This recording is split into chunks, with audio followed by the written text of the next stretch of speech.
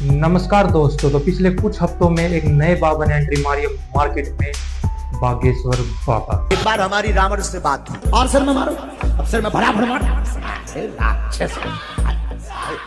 अब आप पूछोगे क्या खासियत है बाबा की, तो बताया जा रहा है कि बड़े चमत्कारी तरीके से ये लोगों की प्रॉब्लम को सोल्व कर देते हैं और बड़े चमत्कारी सॉल्यूशन देते हैं लोगों की प्रॉब्लम्स के। सर में मारो जरा, गला पकड़ इसका, गला पकड़।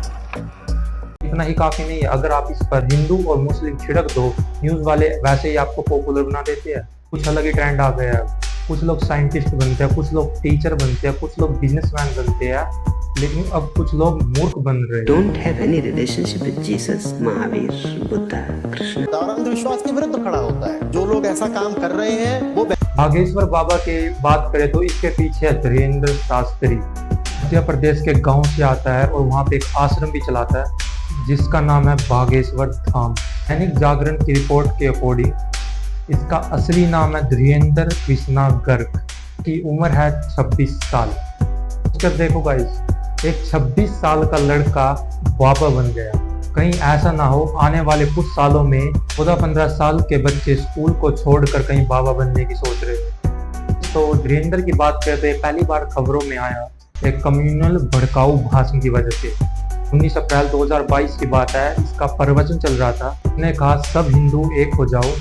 फिर इस ढोंगी बाबा ने कहा कि सब अपने हाथों में हथियार उठा लो। तो पुलिस क्या करेगी? बाबा बन जाए, अपनी जॉब छोड़ दे। निवेदन है सब हिंदू एक हो जाओ और पत्थर मारने वालों के घर पर बुलडोजर चलवाओ। आए जग जाओ, अब सब हिंदू अपने हाथ में हथियार उठा लो और कह दो हम सब हिंदू एक है। तो इस वीडियो को देखिए, यहाँ पे ये व्यक्ति इसके पैर छू रहा है और ये बाबा क्या करता है। और पल्लू एक में। चलो ये तो आम बात है। तो अगले केस में जब इसके पैरों पे गिरने आया तो इसका रिएक्शन कुछ अलग था।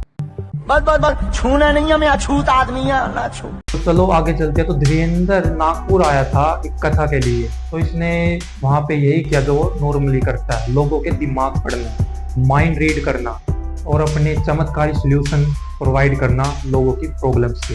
धीरेन्द्र ने यहाँ तक ये भी क्लेम कर दिया कि वो कैंसर को भी ठीक कर सकते हैं अपने आशीर्वाद के द्वारा। भाई मैंने आज तक इससे ज्यादा ढोंगी आदमी कोई नहीं देखा जो कैंसर को ठीक कर सकता है, लोगों की बीमारियों को ठीक कर सकता है, लोगों का माइंड रीड कर सकता है। यार ये भगवान से किसी से कम नहीं है। कैंसर रोग है, दूसरे स्टेज का है। हम एक विधि कर दे भी, कैंसर की दवाई धाम पे मिल है, ठीक हो जाएगा, आशीर्वाद। माँ बीमार है 3 साल से, दर्द कैंसर नामक रोग बना हुआ, ओमवती को कृपा हो जाएगी, आशीर्वाद। ये अखंड ज्योति जलाएं, 50 ग्राम देसी गाय के गोमूत्र में 2 खड़ी हल्दी की गांठ पीस करके मिला करके रोगी को पिलाएं, लाभ 100% होगा, आशीर्वाद। James Randy one of the most famous व्यक्ति में से एक है जो बहुत बड़ा जादूगर है। धीरेन्द्र की छोटी मोटी ट्रिक कुछ भी नहीं है रैंडी के सामने। बस फर्क इतना है कि जेम्स लोगों को एंटरटेन करने के लिए अपनी ट्रिक्स का यूज करते हैं, धीरेन्द्र अपनी ट्रिक का यूज करते हैं लोगों को बेवकूफ बनाने के लिए और एक कल्ट फॉर्म करने के लिए। जेम्स ने $1 मिलियन का एक चैलेंज निकाला। चैलेंज बिल्कुल सिंपल था, रैंडी को कोई प्रूफ दिखा दे पैरानॉर्मल चीजों का, जैसे कि भूत प्रेत, उस बंदे को $1 मिलियन का इनाम मिलेगा। पर आज तक कोई भी इस चैलेंज को नहीं कर पाया है। चौंकने वाली बात तो यह है कि इस खबर के बावजूद भी लोग बाबा और चमत्कार पे विश्वास करते हैं। कहीं हमें एक बाबा देखने को मिलता है जो सोने की चैन, हवा में से सोने की चैन निकाल देता है। कोई बाबा पानी का पेट्रोल बना देता है। एक और बंदा निकल के आया जिसका नाम है विजेंद्र सिंह, उसके यूट्यूब पर 2 मिलियन सब्सक्राइबर्स हैं। आइए देखते हैं। से प्रॉब्लम है ये एक साल हो गए। 1 साल से देख, मेरे हाथों की तरफ देख और विश्वास कर, उठ, कोशिश कर, शाबाश, चल शाबाश। दौड़ेंगे लंगड़े भी दौड़ेंगे। आओ शाबाश शाबाश। देखो लड़का, हाथ पकड़ इसका। हालेलुया। चल शाबाश, चल कैमरामैन जूम करो, जूम। दौड़ेंगे लंगड़े भी दौड़ेंगे। लेडीज देखे आपने, दौड़ेंगे लंगड़े भी तोड़ेंगे। यार फ्रॉड की तो एक सीमा पार हो गई है। मतलब कुछ पढ़े लिखे लोगों को लगता है कि अगर बाबा के मुंह से इंग्लिश निकलेगी तो बड़ा ही क्रिएटिबल बन जाएगा। कुछ बाबा तो यहाँ तक दावा करते हैं अगर पानी को गुस्से से देख लिया तो बीमार पड़ जाओगे। एक बाबा ने तो यहाँ तक कह दिया कि किसी की मृत्यु के बाद 11 दिन तक उसके बाल और नाखून बढ़ते रहते हैं।